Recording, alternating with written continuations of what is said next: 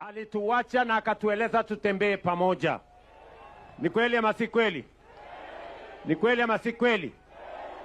Na tulikubaliana tunatembea pamoja mambo mawili. Tunatembea pamoja kupanga maendeleo ya Kenya yetu. Na jambo la pili, tunaendelea pamoja kupanga siasa na uongozi wa taifa letu. Na sababu hiyo ndio mimi nafika hapa kama rafiki na kama kiongozi wa taifa letu la Kenya.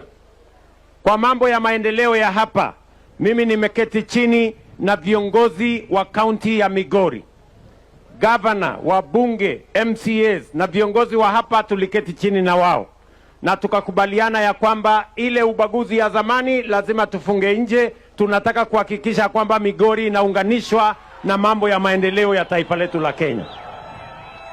Ni kweli ama si kweli bwana? Tunaelewana?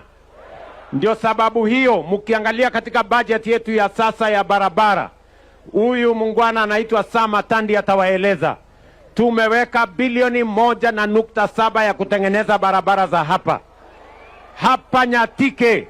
Nyinyi mnajua Nyatike hapa, barabara ambayo ilikuwa hapa peke yake ni ile barabara ya kutoka Masara kwenda Sori, alafu baadaye iende Agolo Amok. Ama namna gani? Hiyo barabara ule ambaye alikuwa anatengeneza alifariki, lakini tumekubaliana hiyo barabara tutaikamilisha. Mbali na hiyo barabara tumeongezea barabara 3 watu hapa Migori. Ile ya muhimu zaidi nataka niseme hapa ni hiyo barabara ya kutoka Masara mpaka Muhuru Bay. Waswahili wanasema ahadi ni nini?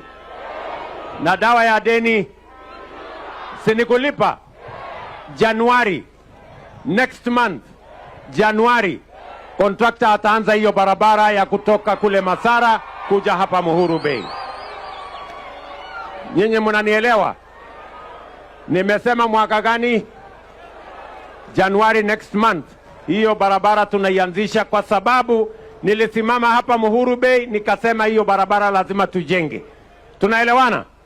Na barabara zingine 2 ya Migori nimekubaliana na mjumbe wenu na governor na viongozi wa hapa, kwa sababu we must change this Migori and we must start hapa Nyatike. Tumeelewana? Tumeelewana?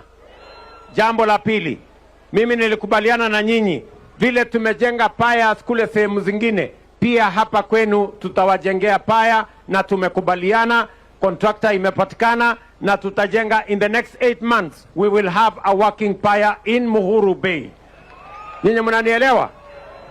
Nilisimama pale kwa shopping center, kina mama wa pale wakaniambia ya kwamba hawana soko.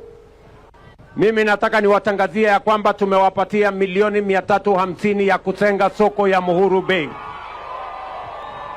Kati ya soko 27